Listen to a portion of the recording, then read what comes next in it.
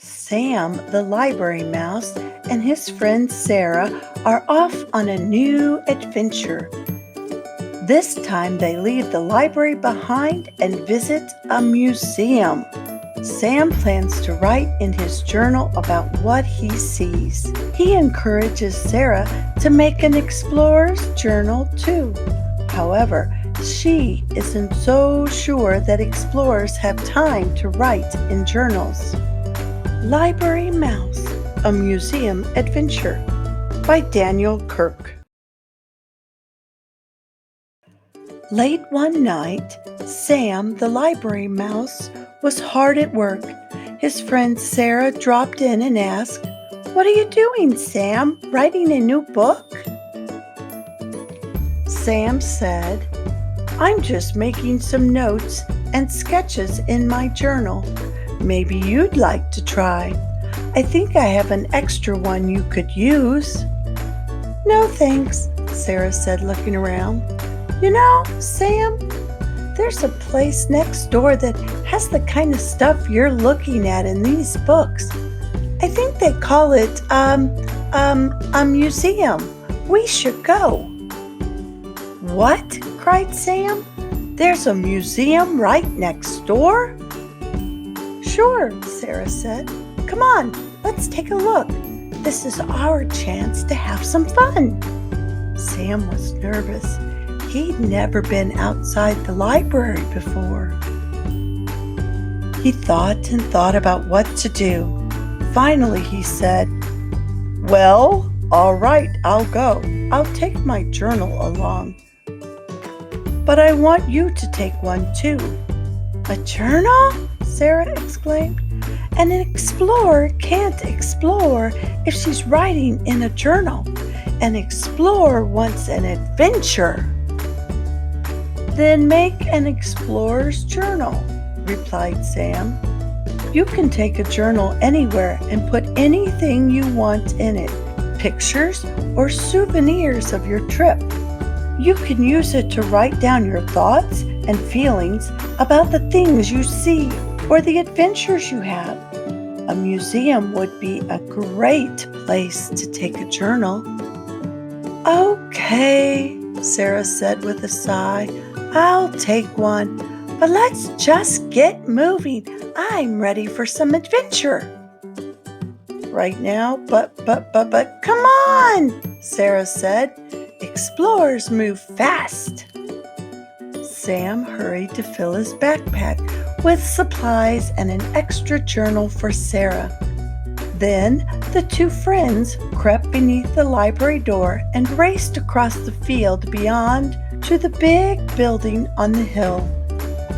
Once inside the museum, Sarah quickly found a pretty stamp and a check room ticket. "Can I put these in my journal?" she asked. "Of course you can," Sam said, feeling very small among the giant and mysterious shadows. Then he glanced up. He let out a squeak when he saw a huge figure looming over him. "Don't worry, Sam. It isn't real," Sarah said. Sam breathed a sigh of relief. "You're right. The sign here says he's from ancient Greece." "But he's broken," said Sarah. "What happened to his spear and shield and his nose?" "He's very old," Sam said.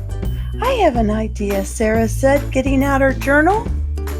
"If I draw a picture of the sculpture, I can make him good as new, better even, with some ears and a tail." "That's funny," Sam giggled. "Say, what's that over there?" "Bones," Sarah said, looking up at the gigantic saber-toothed tiger skeleton. "That's the biggest cat I've ever seen." "I've never seen a cat at all," Sam said. "The sign says it's been extinct for 10,000 years. Sam's paw shook as he wrote the numbers in his journal. 10,000 years isn't nearly enough for me. "Look, Here's more stuff from ancient Egypt, Sarah said. Just like what we read about in the books back at the library. And look at that cat, Sam said with a shiver. It looks almost alive. In another room, Sarah asked, "What does it say on that broken rock, Sam?" "I don't know," Sam said with a shrug. "They call that kind of writing hieroglyphics." "Some of the pictures look like mice," Sarah noted, copying them in her journal. "And some of them," Sam said with a shudder, "look like cats." The two friends strolled from room to room. "Check out these paintings," Sarah said. "They're all right, but why aren't there any mice in them?" "They're made by people," Sam said. "But let's keep looking. Maybe we'll find some." Sam and Sarah looked at antique musical instruments, old weapons, and suits of armor. Sarah said, "Sam, I'm going to climb up to the top of that rider's helmet to see what the world looks like from up there. I'll make a sketch in my journal too. Want to come?"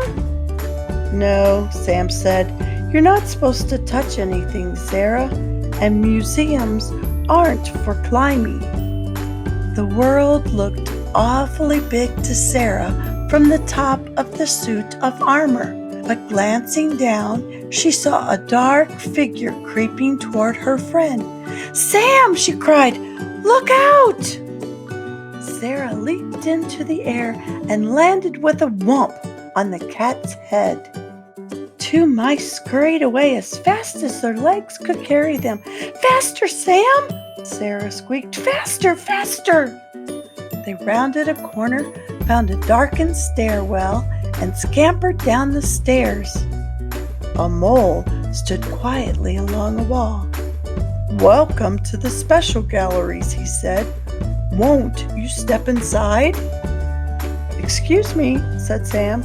"We're trying to get away from a—" "Oh, you must see everything," said the guard. "It's all made by the artist. His work is magnificent. One of the humans upstairs took pity on the artist one night and let him come inside. Now he works on his pictures down here during the days and keeps an eye on things upstairs at night. He's a—" "Cat!" Sarah cried. She and Sam lifted their pencils like spears and held their journals like shields. "Hold that pose," the cat said. "It's absolutely perfect." Quick as a wink, the cat began to sketch. "I love mice," he said, "but I so seldom get to draw from life. I'm glad you decided to stop running away. I knew you two would make fabulous models." "Meet the artist," said the guard. "A cat?" asked Sam, trembling. "There's no need to be afraid," the mole said, "and wait until you see how he's drawn you. It will be good enough to frame and hang on the wall." "I have an idea," said Sarah. "Maybe when you're finished drawing us, Mr. Artist, I can draw a picture of you in my journal." "Fellow artist?" asked the cat. "My friend Sam makes books," Sarah said. "And my friend Sarah," said Sam, "keeps a pretty nice journal." When Sarah was finished with her sketch, the guard said, "Wonderful! It would look perfect hanging right by the entrance to the gallery.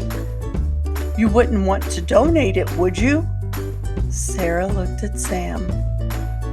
"There are lots of pages in that journal," Sam said. "I don't think it would hurt to spare just one." "As long as I have room for the artist's autograph," Sarah said. "I'm not going home without it." "I guess an explorer can explore while writing and drawing in a journal," Sarah said, after they had said goodbye to their new friends. "True," said Sam, "but an adventure is fun, too. It gives you something to write about." Where shall we go next? Sarah asked as the sun came up behind the museum. I'm sure you'll dream up something, Sam said with a yawn, and the two mice headed back home to the library. Oh. Hello, friends. Do you like to go to museums? This book is full of artwork, artifacts, and even a fossil. Why don't you check out a book about a museum? Or why don't you check out a book about famous artwork or artifacts or even fossils in the nonfiction section of your library? Thanks for listening to another Story Time with Lorelei. And don't forget to click like and share this video with all of your friends. Remember, I have lots of books, so just take a look and find another one you like. Bye for now.